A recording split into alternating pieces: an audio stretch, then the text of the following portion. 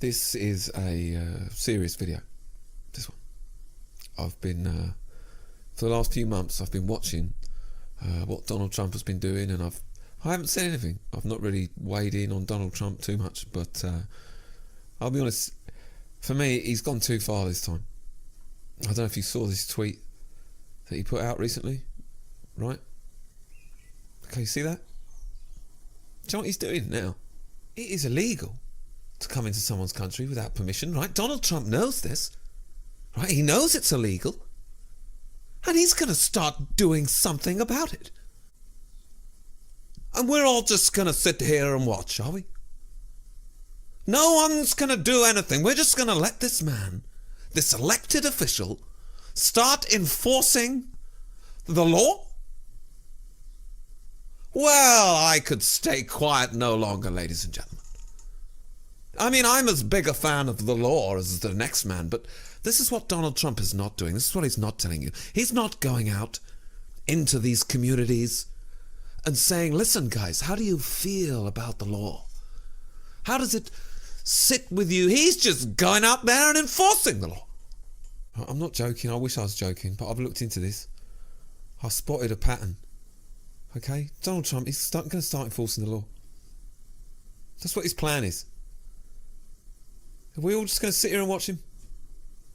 We're just going to let this guy start enforcing the law, are we? That's who we've become under this man. People that respect the rule of law.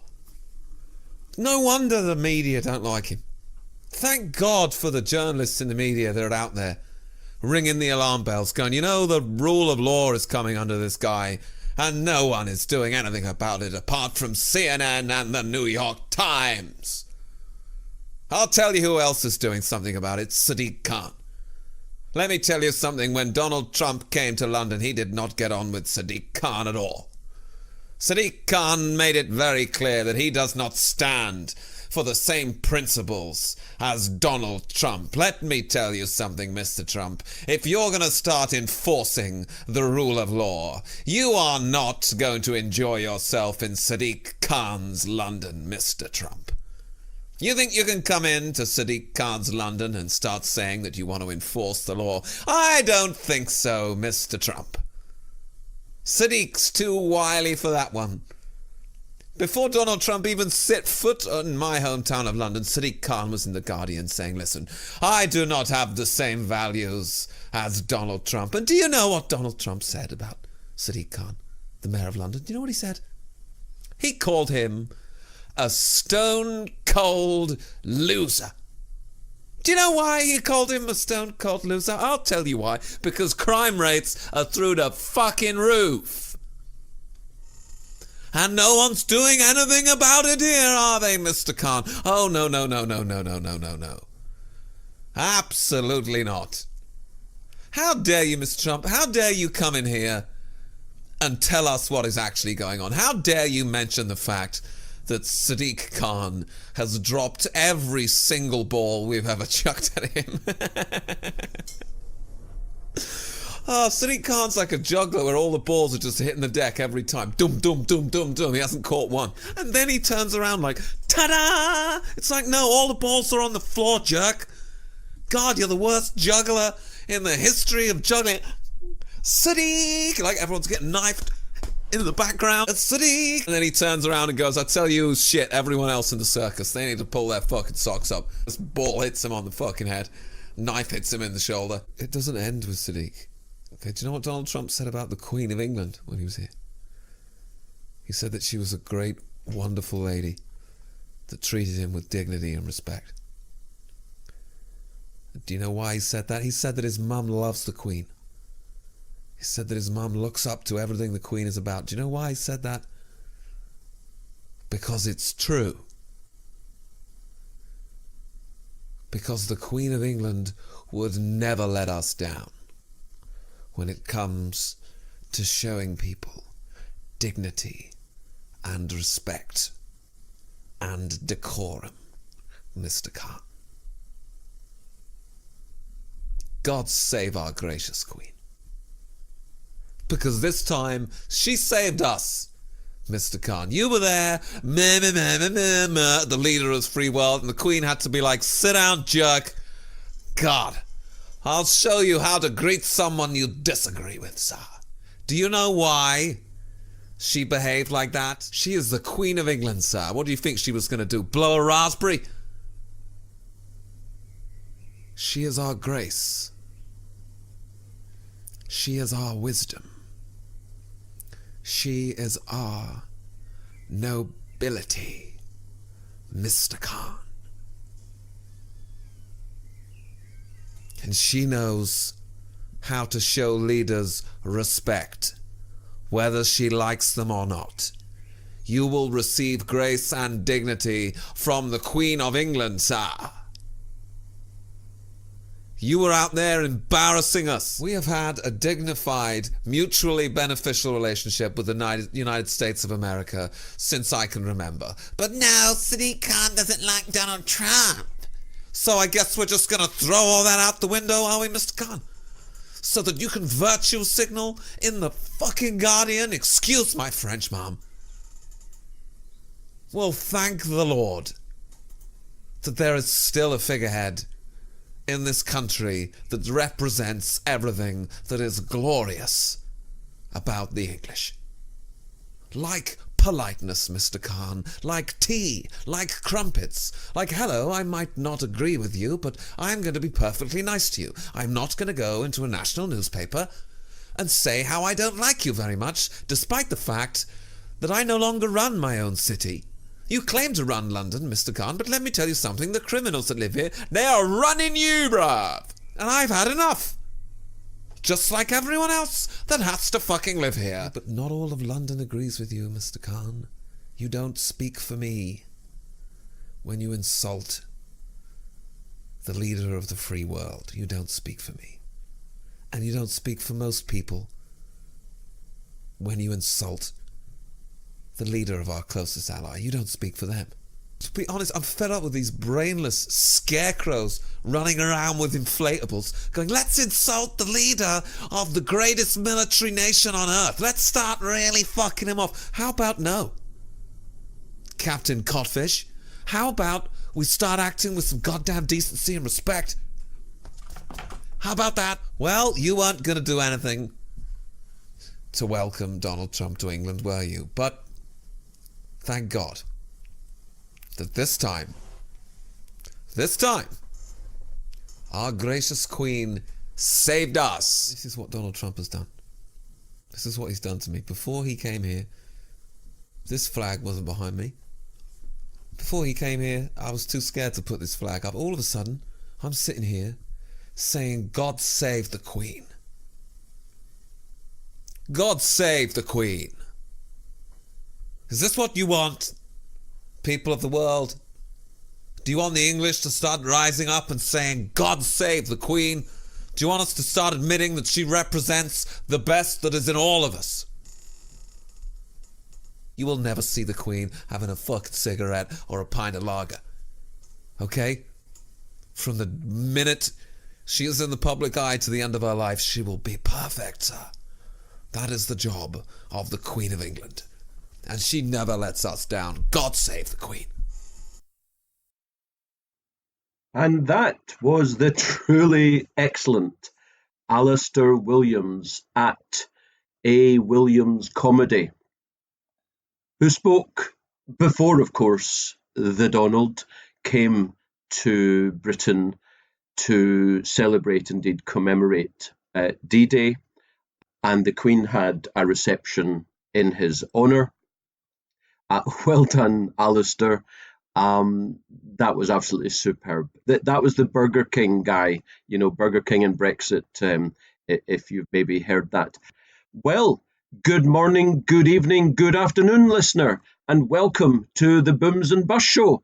My name is Jonathan Davis, and today is Monday, the 24th of June, 2019.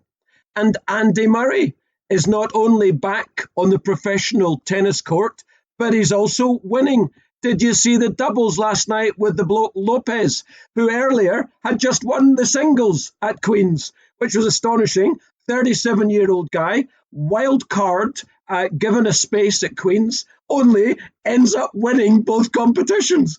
Absolutely boys' own fairy tale stuff. And Andy Murray, if you saw the after-match interview with Sue Barker, he was his usual incredibly eloquent self. Well, I have a packed programme today, so getting right into it. 460 years ago, on this day in history in 1559, it became illegal to celebrate Mass in England. The ban remained in place, get this, from 1559 until 1791. 232 years later, in effect, you couldn't be a Catholic in this country. That's perhaps astonishing to some, perhaps not to others. On the other hand, I'm delighted that finally, at the tail end at least of the 18th century, the leaders got their heads in the right gear and started to allow religious tolerance once again. The fact that every one of them are brainwashed into believing that there is some unscientific super being that looks over us all, well, that just says a great deal about those who believe in religion. I mean, if you do believe in religion, how is it possible? How is it even possible that we could end up with someone like Peter Davison as Doctor Who? I mean, seriously, on what universe? You get my point. Talking about strange people in the universe, Nick Clegg, who used to be the Deputy Prime Minister of the United Kingdom and the leader of the Liberal Democrats, of course, they are neither liberal nor democratic, was on the BBC flagship so-called political programme, in other words, polemic, biased nonsense, called the Today programme this morning, with Nick Robinson, an ultra Remainer, of course, an ultra BBCite. And what's Nick Clegg doing these days? You remember from a podcast a few months ago, I told you that he actually got a plum job at Facebook, of all places, in San Francisco. And his job, in effect, was to ban anyone who didn't think like a socialist or a disgusting woke individual.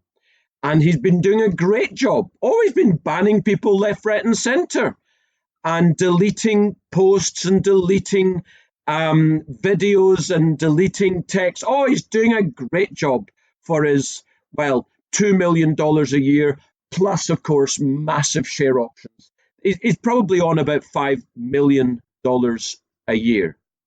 Yes, you heard right. Anyway, he said categorically in his senior role in the biggest social media company on the planet, he said categorically to the BBC and therefore to The Guardian and etc. that the Leave side in 2016 did not win because of social media posts by this British company, Cambridge Analytica, which the Guardianistas, the Channel 4 News, the BBC had been pushing for the last 3 years. And of course, you should have seen, because there's a clip on Twitter, you should have seen Nick Robinson's face. He couldn't believe it. He was shocked to the core.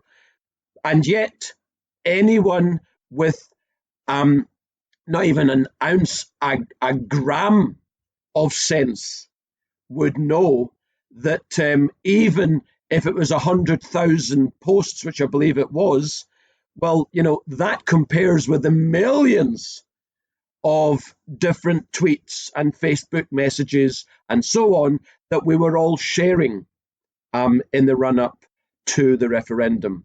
So Clegg obviously is just doing his job, doing his bidding of his boss, the fascist, the devil Mark Zuckerberg.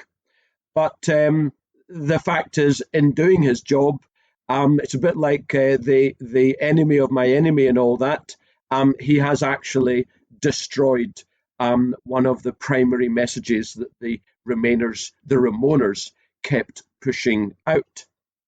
Now, talking of Brexit, on yesterday in history, 3 years ago, 23rd of June, 2016, we had the biggest voted on referendum in the United Kingdom's history. And the ballot paper or the referendum question paper said, leave the European Union, remain in the European Union, and you had to cross one of the boxes. And 52% of those who voted for leave, and 48% voted remain. Now, I don't say that to suggest that I'm all-knowing, but there's a lot of non-Brits outside, indeed, of Britain. You could be a non-Brit but residing here, who listen. I'm delighted to say, welcome the Irish, welcome the Americans, welcome the Canadians, welcome the Australians, welcome the Spanish, welcome from all countries. I'm getting information on that you're listening in. It's absolutely sensational. You might not know the actual percentages of the vote 3 years and a day ago. And yet, for 3 years, the British elite, the British establishment, the political elite, of course, the financial elite, the media elite, the academic elite, the establishment, in other words, dark forces, they have been doing everything they possibly can to subvert the vote, to subvert democracy. And I might remind you, those listeners outside of the UK, in Europe, when the Irish, when the French, when the Dutch, when the Norwegians had to vote on matters to do with the European Union, whether it's to join the euro, whether it's to leave the EU indeed, and etc. When you gave your decision to your governments and you said, yes, let's leave the EU, or no, we don't want to join the euro, and etc., your governments did exactly the same as our government has been doing for the last 3 years. And eventually, you all caved in, and the European Union got the vote that they wanted, and indeed your government's elite got the votes that they wanted. But Britain's different. We really are different, and it is showing fully yet again. We stood up to them. We stood up to the Spanish fascist Armada. We stood up to the fascist French Bonaparte. We stood up to the Kaiser. We stood up to Hitler. And we're standing up again on behalf of the free world against the fascists, the anti-democrats, the communists in Brussels, the European Union. Britain is an astonishingly special place, special country, special people. And whatever they throw at us, we rise above it. They lied to us in 1974. We're just joining a common trading market.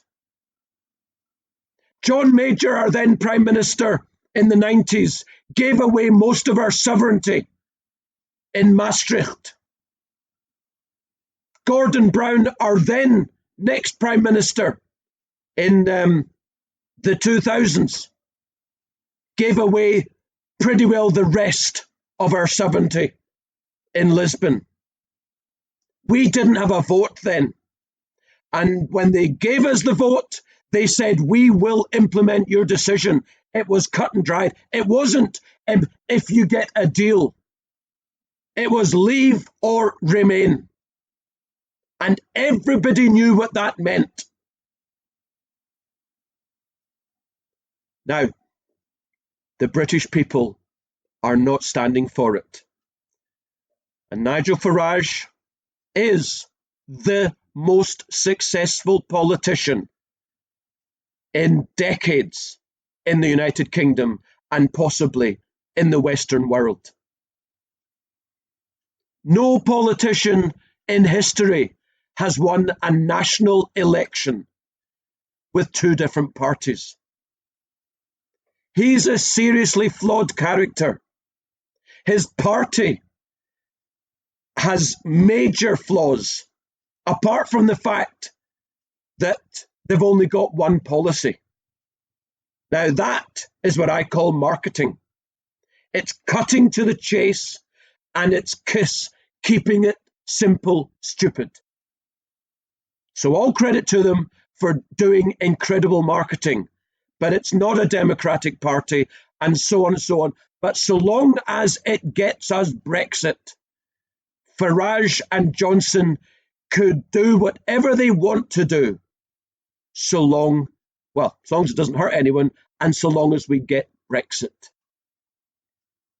So Johnson, no doubt, at the end of next month, will be voted as leader of the Conservative Party by the members of the Conservative Party. I think I'm right in saying it's about 75-80% leave. So it's inconceivable that Johnson would lose against the arch Remainer in the two-way contest. But what we don't know is whether or not we can trust Boris Johnson. We know that the arch Remainer, Theresa May, lied hundreds of times, both inside and outside of the chamber of the House of Commons. We know that Johnson has probably written more about leaving the EU than anyone else. So it's highly probable, it's highly likely that he will indeed do what is necessary for us to leave the EU August, September, 3 months after he becomes the Prime Minister at the end of July. It's highly likely.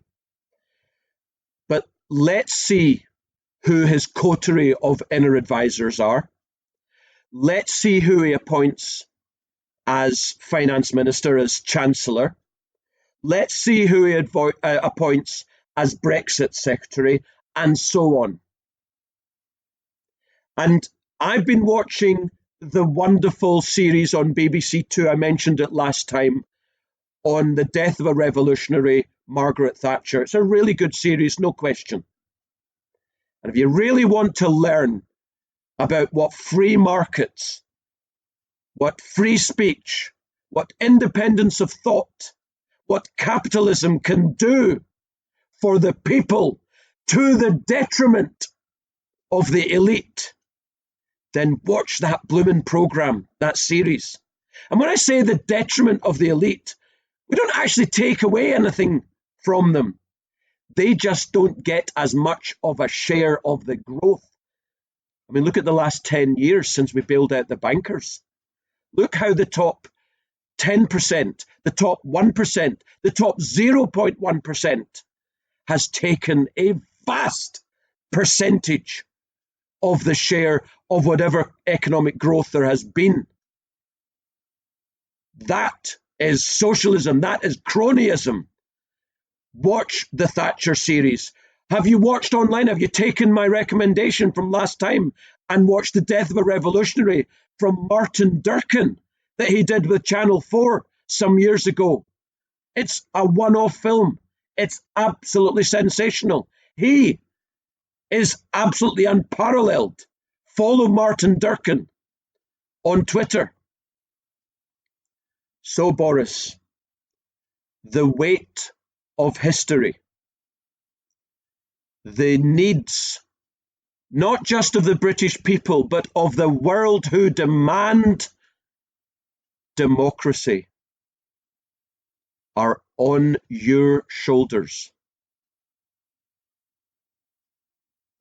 You know, this nonsense about him having an argument with his girlfriend, I don't know, is it fiancée? I'm not sure. I have to say, I was very much reminded by the Mrs. Merton question put to Debbie McGee. And let's think of Carrie Simons, 31. Tell us, Carrie, what was it that first attracted you to 55-year-old likely to be the next Prime Minister? Just a thought. Now, I'm sure all my listeners, my amazing listeners, who, as I've said to you before, are much more numerous than a year ago, and it's a marvel to see the numbers. I'm sure you all know in detail Mr. Ekrem Imamoglu. Ekrem Imamoglu. He's famous. How can you not? Well, he's famous in Istanbul because some weeks ago, the Turks had their national elections. And Istanbul, which is a pivotal political area, it's the capital city. Whichever side wins Istanbul has the hearts and minds of the people. And in the general election, Istanbul didn't go to Erdogan, the fascist. It went to the opposition, which is called the Republican People's Party, who are, unlike so-called President Erdogan, who is an Islamist and a fascist. On the face of it, the Republican People's Party is secular and social democrat. And so Erdogan strong-armed the judges, and I should imagine what that included was have a year with the babes in Las Vegas on me, and here's as much money as you've ever seen in your lifetime, because I want the Istanbul election rerun. So they did this weekend.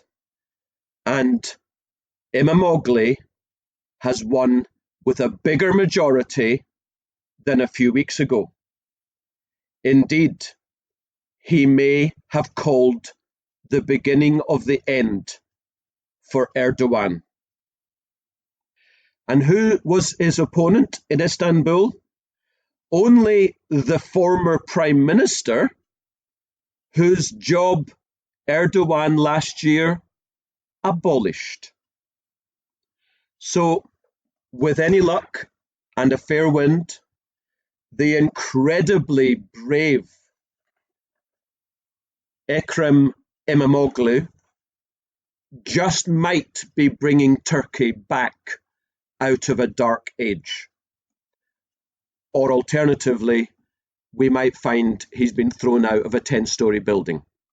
Well, we'll find out in due course. moving on. Have you watched the truly excellent film online by the supreme Katie Hopkins? Katie's moving analysis of where we are in terms of really who we are and where we're going. And Janice does some interviews with other European elected people, I think, actually in the EU buildings in Brussels. I would strongly recommend you get yourself a coffee and watch it. And there's a couple of devastating moments in the film which I want to relay to you. There was an elderly French lady who had been hounded out of Paris. In fact, a Jewish lady who had to go to Israel because she felt totally unsafe in Paris. Indeed, she and friends in her apartment block, Jewish friends, they had been sent letters saying, "We will kill you." And we know that it will have been the Islamist immigrants who sent that threat. So she's in her flat in Israel, and she says to Katie, "The pessimist ended up in Hollywood with a swimming pool. The optimist ended up in Auschwitz. So we decided to be cautious rather than cavalier." Devastating. And later on in the film, Katie herself, in a moment of no doubt absolute honesty, and Katie Hopkins is just about the most honest person that we'll see in the media or the alternative media. She says that she often herself feels to be a lone voice talking in the wilderness. She said it with a great deal of sadness, and I totally get it, Katie. We understand how solitary it must be for you doing the work that you do, getting the grief that you get from the mainstream, how you are laughed at in the mainstream. But I can assure you, as you well know, you are very, very warmly loved and appreciated. So go and check out Homelands. I've got a story for you. I've got two stories, actually. One is from Rolf Dobelli, The Art of Thinking Clearly. After receiving the Nobel Prize in Physics in 1918, Max Planck went on tour across Germany. Wherever he was invited, he delivered the same lecture on new quantum mechanics. Over time, his chauffeur grew to know it by heart. "It has to be boring giving the same speech each time, Professor Planck. How about I do it for you in Munich? You can sit in the front row and wear my chauffeur's cap. That would give us both a bit of variety." Planck liked the idea. So that evening, the driver held a long lecture on quantum mechanics in front of a distinguished audience. Later, a physics professor stood up with a question. The driver recoiled. "Never would I have thought that someone from such an advanced city as Munich would ask such a simple question. My chauffeur will answer it." And the related story comes from Charlie Munger, who is Warren Buffett's multi-decade business partner. "In this world, we have two kinds of knowledge. One is plank knowledge, the people who really know. They've paid the dues, they have the aptitude. And then we've got chauffeur knowledge. They have learned the talk. They may have a big head of hair. They may have fine temper in the voice. They'll make a hell of an impression. But in the end, all they have is chauffeur knowledge. I think I've just described practically every politician in the United States. And no doubt, listener, it applies elsewhere too. And you're going to have the problem in your life of getting the responsibility into the people with the plank knowledge and away from the people with the chauffeur knowledge. And there are huge forces working against you. My generation, the guy's in his 90s, has failed you somewhat. But you wouldn't like it to be too easy now, would you? No doubt, he said, with a twinkle in his eye. Now, think on this. To be is to do. Aristotle. To do is to be. Jean-Paul Sartre. Do be do. Frank Sinatra. And in this time of 1001 genders, the doctor says to the patient, "Sir," and she interjects, "Excuse me, it's madam. Madam, I'm sorry to inform you, you have testicular cancer." I was in a fight last week. I was attacked by 1, 3, and 5. I didn't have a chance. The odds were against me. So last week, have you seen how many attended Donald Trump's rally in Florida? The photos and the videos are absolutely breathtaking. 100,000. I mean, I well remember in 2008 when Obama was way ahead in the polls. The media, of course, loved him. And it's true. The Americans appeared to love him too. He was getting 20, 30,000 people coming to his rallies. But nothing compared to what we saw last week.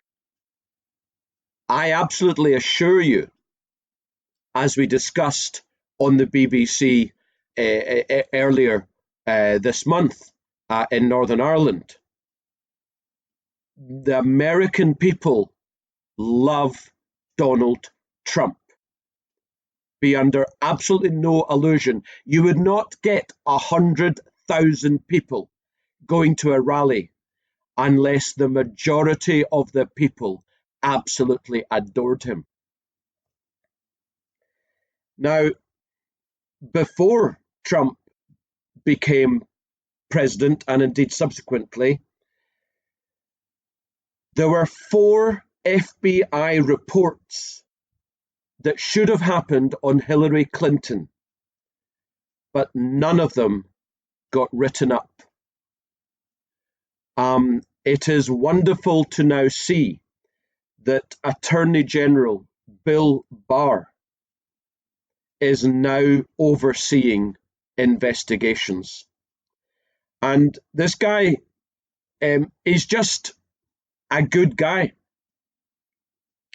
And he said to us, "Look, I've had my career. I've got absolutely nothing to gain or lose. So I'm just going to go for the truth, and I'm going to try and be a decent official. We don't ask for any more, Mr. Barr. You go ahead." And to show you what's going on in social media, there's a comedian in America by the name of Steven Crowder who has been banned by YouTube. This is what YouTube said. Even if a creator's content doesn't violate our community guidelines, we will take a look at the broader context and impact, and if their behavior is egregious and harms the broader community, we may take action. In the case of Crowder's channel, a thorough review over the weekend found that individually the flagged videos did not violate our community guidelines.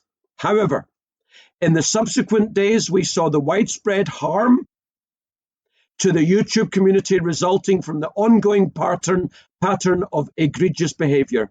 We took a deeper look and made the decision to suspend monetization, his livelihood.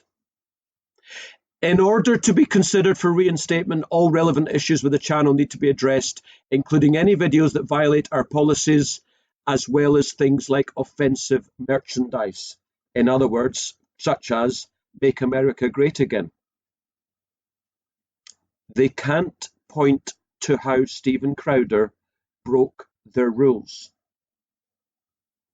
They just made up new rules based on the fact that a bunch of people whined at them.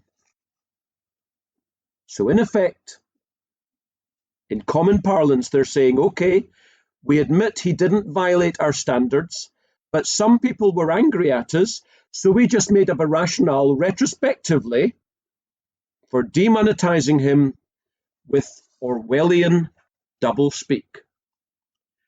There is a new protected class on YouTube, which, remind you, is owned by Google, who are the new class goes to the other classes who are immune from criticism.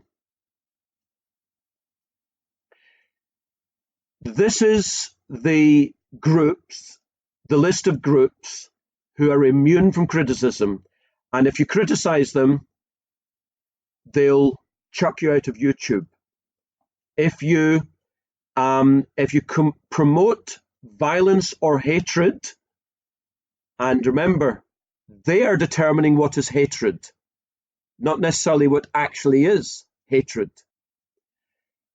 If it's based on age, disability, ethnicity, gender identity, nationality, race, and this is the new one, immigration status, religion, sex, sexual orientation, victims of a major violent event and their kin, and veteran status. In other words, you cannot criticize illegal immigration.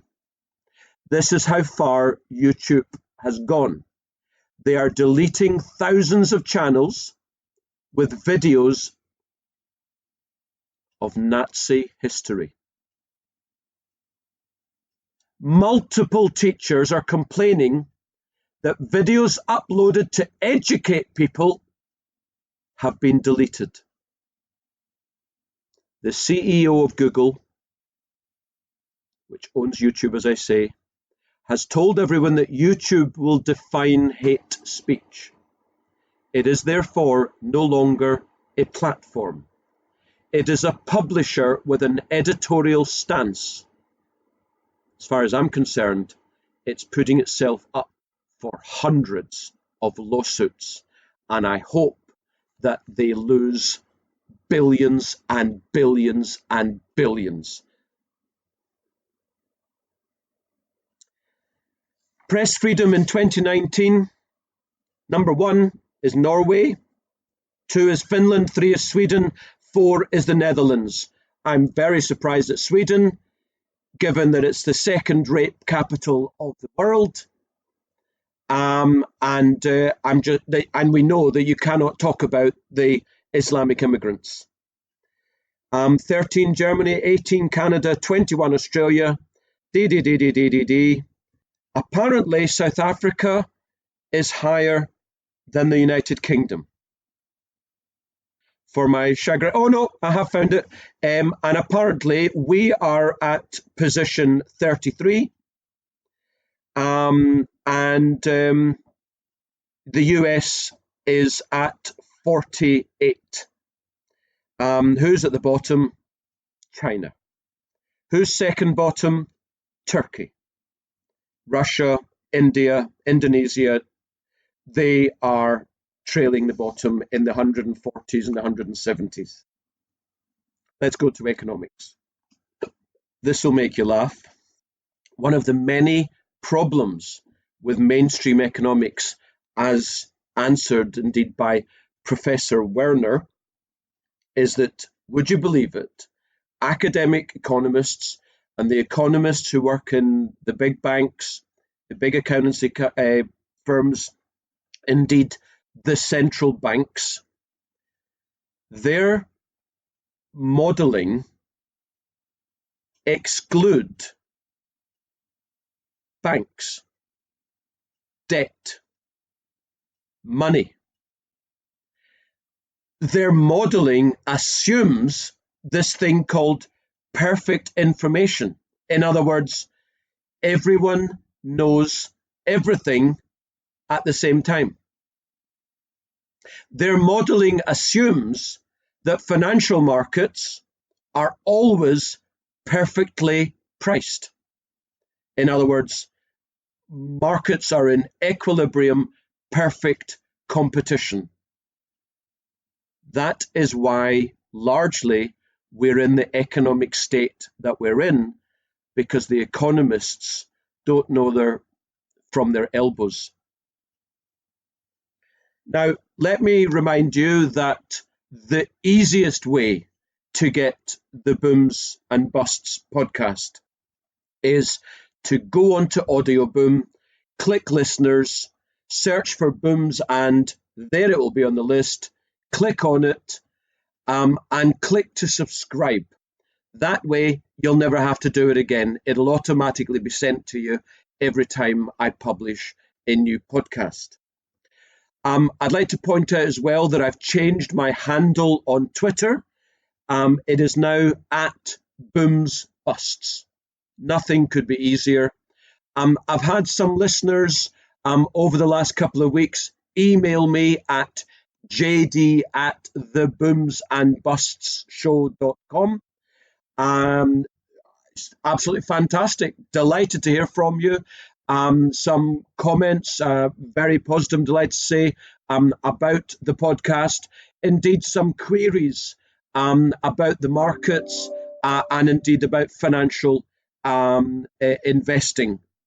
Obviously, I can't be specific to anyone's particular situation, but I can certainly give general guidance, and I'm very happy to do that. Very happy indeed, within reason. But you know, I've been talking about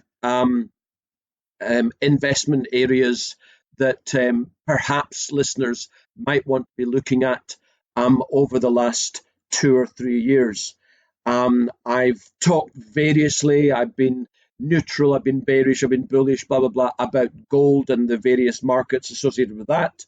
Well, let me tell you that gold is very interesting in that last week it appears to have jumped the creek. The creek being the price resistance range of about $13.50 to $13.80 an ounce, which it's held for 6 years. Well, the last time I looked, today, the 24th of June, it was over $1,400. And what we've experienced previously, particularly in the mini bull of 2016, is that gold went first, then silver and large cap miners went, and then juniors went, and my goodness, how they went. In 7 months, gold went up 30%, and juniors went up, give or take, 200%. Well, it seems to me that so long as we finish this week, so what's that? The 28th is Friday, above 1380, which is likely, then I would say to you, we are back in a medium-term bull market, which means months to years. And it also means that we're back in the multi-decade bull market, which started in 2001. let me remind you that gold went from $280 by 2011 to over $1,900. It then went into a 5-year bear market. Well, it's been for the last 3 years in a gradual getting it together phase, a consolidation phase, and it appears strongly that it's going for it now. And our clients are expecting to make 100 to 200% on their gold mining holdings by, well, early next year. But that's just the start. I absolutely would be amazed. We're currently, as I say, about $1,400. I'd be amazed if we're not above 2,500 by 2025, which after all is only 5.5 years from now. I'd be very surprised if we aren't testing the all-time high in the 1900s by 2 years from now, or 2.5 years, whatever. So there is absolutely time to get involved, but I wouldn't leave it too long. And you know, it is highly likely that we're back in a huge bull market. And if for some reason it needs another pullback, don't worry about it, because it's coming. But I'm not even sure that it needs yet another pullback. Greece, I can't remember if I mentioned it last time, but Greece is the top country performer in the top 35 stock markets in the world this year. It's up about 35%. I've been talking about Greece to you for the last couple of years. I don't know if anyone actually put money into it, but as far as I'm concerned, it's just the start. It's up 100% over 3.5 years or so, 3 years. It's just a start. It's stupidly cheap, and I think that we could be on for 5 or 10 years of really big gains. Not in a straight line, of course. It'll be highly volatile, but if you want to make big bucks, you have to accept volatility. And I remind you, volatility does not mean down; it means up and down. And here we are, the 24th of June. We've got now 3 weeks to the 14th of July for us to learn what the US Department of Commerce recommended to President Trump about uranium supplies in the US, whether or not they've recommended that it is a vital source to the United States, and that quite simply they need to source more from within the United States or friendly countries. You're going to hear about it very, very soon.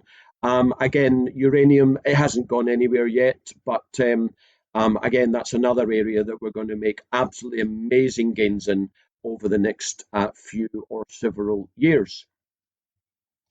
Have you subscribed to the Associated Booms and Busts report that I send out to anyone who wants it by email every couple of months? I'm told that it has very interesting and very useful detail of what's going on in markets and economics. And if you haven't signed up, then get me your full name and email address, and I'll put you on the list. And that reminds me, actually, about a week ago, someone DM'd me on Twitter, which is perfectly fine because it's open, said, can I go on the list? And I said, sure, what's your full name? Because he didn't tell me it, and he never responded. Well, there's something shifty there. So, moving on, and let's hear quotes of the month. This one is from a guy on Twitter at Naval. School, politics, sports, and games train us to compete against others. True rewards, wealth, knowledge, love, fitness, and equanimity come from ignoring others and improving ourselves. From Robert G. Allen. Don't let the opinions of the average man sway you. Dream, and he thinks you're crazy. Succeed, and he thinks you're lucky. Acquire wealth, and he thinks you're greedy. Pay no attention. He simply doesn't understand. And I think it was 1869, wasn't it, that Lincoln was president, the abolitionist, I think. In 1865, the great thinker and writer, the Black Frederick Douglass, said in 1865, and I say he's black because you'll see why that actually is relevant. He said the following: "People have always been anxious to know what they shall do with us.